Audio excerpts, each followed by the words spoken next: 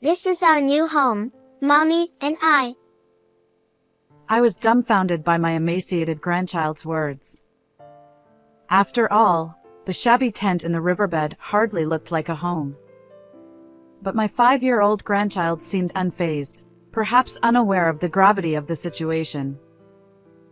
What on earth is going on? I wondered, as another shocking revelation hit me. This is absolutely unacceptable. Fueled by anger, I vowed revenge for my daughter and grandchild. Congratulations on your wedding. I, Cindy, embraced my 30-year-old daughter, Jennifer. She looked radiant in her wedding dress, clearly blissful. Thank you, Mom. Her groom was the second-generation CEO of a certain company. Michael, her partner, showered her with expensive dinners at fancy restaurants and lavish gifts. Initially, I had rejoiced at this promising match, hoping for my daughter's happiness. I'm glad you're pleased, Mom. Jennifer, always considerate, smiled gently. The wedding went smoothly, and I prayed for my daughter and her husband to lead a harmonious life. Little did I know what challenges lay ahead. Although I had hoped Jennifer would live happily, I discovered something shocking after my daughter and son-in-law got married. My son-in-law Michael held outdated views, what we might call a traditional mindset of male superiority. After the birth of their daughter Mia, I visited my daughter's home. Jennifer, tea. Yes. But Michael not only treated my daughter roughly while holding the baby, but also left her standing while trying to talk to me. I couldn't help but frown and asked, "Michael, do you always treat Jennifer this way?" He nonchalantly sipped the tea Jennifer had made for him and said, I thought a wife should serve her husband. Is there a problem? He seemed completely indifferent. I protested. Since I entrusted my daughter to you, I want you to treat her better. But my son-in-law remained unyielding. Our thought processes were fundamentally different. As I was leaving, I whispered to Jennifer, "Feel free to talk to me if anything happens." She nodded silently. Walking home, squinting at the sunset, I thought, come to think of it, my late husband was similar. Even though he's no longer in this world, he also adhered to outdated values and always spoke to me in a commanding tone. It made me wonder if husbands have always been like this throughout history, and I sighed. Afterward, I continued to have days without seeing my daughter and granddaughter. Even when I tried calling Jennifer, there was no answer or callback. Is Jennifer too busy? Perhaps she's caught up with childcare. I worried incessantly until one day, finally, the phone rang. Hello, Jennifer. Are you okay? But the person on the other end wasn't my daughter. It was Michael, my son-in-law. Long time no see. Ha! Michael? Why are you calling with Jennifer's phone? Michael's voice, laced with irritation, responded to my question without answering. You're the one who persistently called my wife's phone, aren't you? Even if you try to contact Jennifer, it's pointless. She's already mine. Frustrated, I pleaded. Don't treat someone's daughter like an object. Give her the phone. Michael snapped. Enough. Don't contact us again. And with that, he hung up. As I listened to the pips, I sat there in shock. Simultaneously, I grew increasingly worried about Jennifer. So, I carefully timed my visit to coincide with the hours when my son-in-law was away at work. However, when Jennifer appeared at the doorstep, her expression was somber. What are you doing here? My husband despises you, and he's forbidden me from seeing you. I'm sorry, but I've been worried about you. Are you truly okay being with Michael? Jennifer lowered her eyes sadly, leaving me feeling helpless. Jennifer, please come home with Mia, I implored, extending my hand. But she forcefully pushed it away and glared at me. Don't be foolish. Do you intend to make Mia a fatherless child? Her sternness left me speechless. Jennifer continued. When you interfere, unnecessary tensions arise between my husband and me. Please, leave us alone. But I'm concerned about you, I protested. Mind your own business. I'm happily surrounded by my wealthy husband and adorable daughter. There's no need for us to talk anymore. Go home. She snapped, slamming the door shut. In shock, I stood outside their house for a while, unable to move. Is it better for Jennifer's happiness if I stay away? Rejected so strongly by my daughter, I had no other recourse. I wiped away the tears that had unknowingly streamed down my cheeks and walked away disheartened. As the years passed without ever meeting my daughter, Jennifer, I couldn't go a single day without thinking about her and Mia. Despite my concern, there was nothing I could do. I prayed for their happiness from afar, mindful of not causing any inconvenience to Jennifer. I focused on my own health, living with the hope that somehow, they were doing well. One morning during my routine walk, I decided to take the riverside path. Perhaps it's time to revisit the riverbank, I thought, gazing at the morning sunday. But there, unexpectedly, I encountered someone. Oh. What's that? An unfamiliar tent stood in the riverside area, its worn appearance evident. And as the entrance opened, a child of about 5 years old peeked out. My heart nearly stopped when I recognized the girl washing her face by the river. With trepidation, I approached, and the child noticed me, offering a bright smile. Hi. Hi, are you Mia? Yes. How do you know my name? Oh, I see now. I'm Cindy, your grandma. The last time I saw this child was right after she was born when I visited my daughter and son-in-law's home. However, the granddaughter standing before me now was a spitting image of Jennifer when she was little. Yet, Mia's frail body appeared painfully thin. What are you doing here? I asked. Mia beamed with excitement.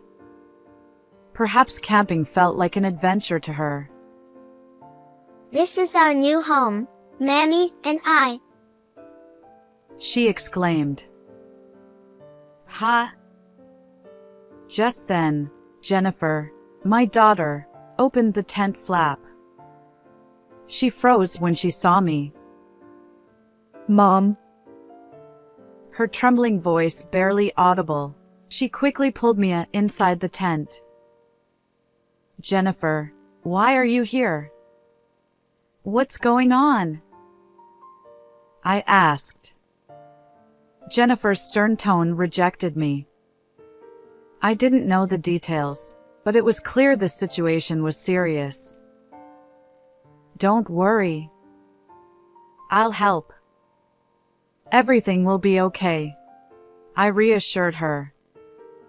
Gradually, Jennifer's tearful voice emerged from inside the tent. Mom, please help. And so, I protected my daughter and granddaughter, bringing them back home. After preparing baths and meals, I waited for them to settle down before hearing the full story. The content left me shocked. Jennifer's husband, Michael, strictly adhered to traditional gender roles at home, treating Jennifer like a servant. Moreover, he viewed her solely as a means to bear children. Right after giving birth to their son, Liam, who was to be the company heir, Jennifer was kicked out of their home. I hadn't even been informed about the existence of my other grandchild. Jennifer shared tearfully how she was relentlessly criticized when Mia was born, as she couldn't produce a male child. And when Liam arrived, she was deemed useless. Jennifer spoke tearfully as she stroked Mia's head. Jennifer revealed that when she was expelled from their house, Michael threatened to harm me and Liam if she sought help from family or others. Unable to return home, she resorted to living in a tent. Her rejection of me when we crossed paths was to protect me. I won't tolerate this. Having learned everything, tears flowed uncontrollably. Don't worry. I'll find a way, I vowed, holding Jennifer and Mia close. First, we decided to gather evidence of Michael's wrongdoing. However, when my daughter was kicked out of the house, she had very little with her. Almost penniless and dressed in what she wore, she survived by foraging grass from the riverside for meals. How did you manage to set up that tent?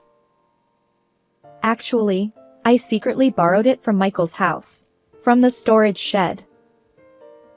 Although she looked apologetic, desperate times call for desperate measures.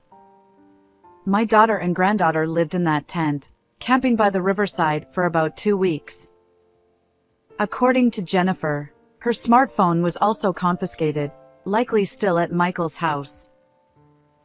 I recorded evidence of how he mistreats me, but it's not enough to take any action. He probably anticipated that. Michael's cunning left me grinding my teeth in frustration. Next, we explored legal avenues. However, hiring a lawyer seemed financially daunting. Besides, Michael, being a well-off CEO, would undoubtedly hire a top-notch attorney. After much discussion, we settled on a different approach to corner my son-in-law. Within just 3 days, Michael stormed into our home, shouting and pounding on the front door from early morning. Open up. This is what you're doing, isn't it? Fearing he might kick the door down, I reluctantly let my son-in-law in. But secretly, I thought, here we go! Because this was the beginning of our counterattack. Can I help you with something? I feigned fear, putting on a submissive act. Michael snapped. No use trying to talk your way out of this. Jennifer's here too, isn't she? She broke our agreement. What are you talking about? Could you please explain? My son-in-law seemed irritated by my deliberately trembling performance. So, you're the one who took photos of me living it up at the hostess club and spread them on social media. I don't know what methods you used, but our company's account is in turmoil. Well, that's quite a predicament. But isn't it a case of reaping what you sow? While pretending to be fearful of Michael's anger, I secretly reveled in the situation. Indeed, we orchestrated that scheme. Michael's company exploited its employees with low wages, yet he frequented hostess clubs every night. When I discovered this, I discreetly paid a hostess at his favorite club to capture his behavior in photos. Then, I posted those pictures using an account I created, causing a social media uproar. As a result, the company's account was flooded with angry messages, likely catching the attention of colleagues and causing internal problems. And then, the employees started complaining about my behavior all over social media. Thanks to that, even our clients abandoned ship. It's been a disaster.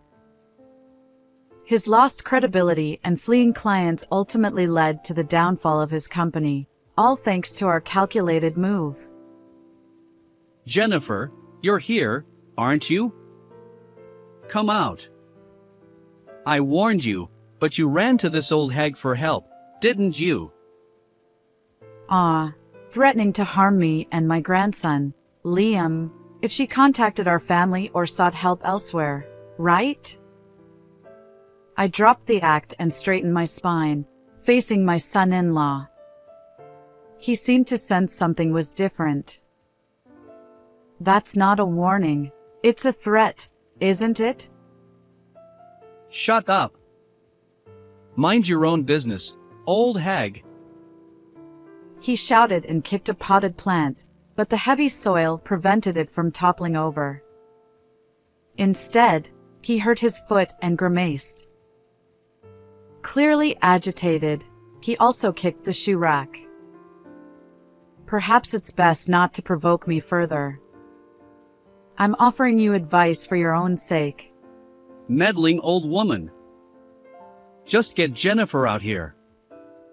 This time, I'll make sure she's trapped in my house forever. I silently handed him a piece of paper. When Michael looked at it, he saw large red letters that read "No trespassing." Don't come near my daughter again. Consider this a warning. Furious, he tore the paper and stomped on it. Observing his reaction, I casually reached behind the clock in the entryway. What's that? Michael asked, alarmed. Can't you tell? It's a camera, I replied. His face paled as he stepped back. Yes, I had anticipated his angry outburst and installed 3 video cameras at different angles near the entrance. After all, you threatened misfortune upon us, I explained. Checking the footage from one of the cameras, I saw clear evidence of Michael's behavior. We plan to submit this to the police. Furthermore, we've hired a lawyer to help us reclaim Liam, the grandson you took away from my daughter. What are you talking about? People like you, poor and helpless, can't possibly arrange something like that. Well, it turns out a compassionate lawyer stepped forward, I replied. When we posted about Michael's wrongdoing on social media, we included details about Jennifer's dire situation. That's when a lawyer reached out, expressing a desire to assist us. Michael valued 3 things: having a male heir, his job, and social status. Realizing he'd lose them all, he seemed stunned. He then collapsed at the entrance, trembling. Please, forgive me. I was wrong. He pleaded. I've known that for a while, I said, my gaze icy. Michael trembled, wiping tears from his eyes. Just so you know, I'll never forgive the mistreatment you inflicted on Jennifer and Mia. Even if my daughter forgives you, I won't. Afterward, I called out to Jennifer, who had retreated further into the room. Were you able to contact the police? I asked. Jennifer replied, Yes, they should be arriving soon. In fact, the moment Michael arrived, I instructed my daughter to hide in the back of the house and contact the police. Michael's eyes widened as he clung desperately to my legs. Please wait. Help me. If I get arrested, it's all over for me. Isn't this just karma for looking down on women all this time? For now, just keep your distance, I said, shaking him off. Michael then turned away, attempting to flee through the open front door. However, Trained police officers were already waiting there. I handed over the video footage from the cameras as evidence.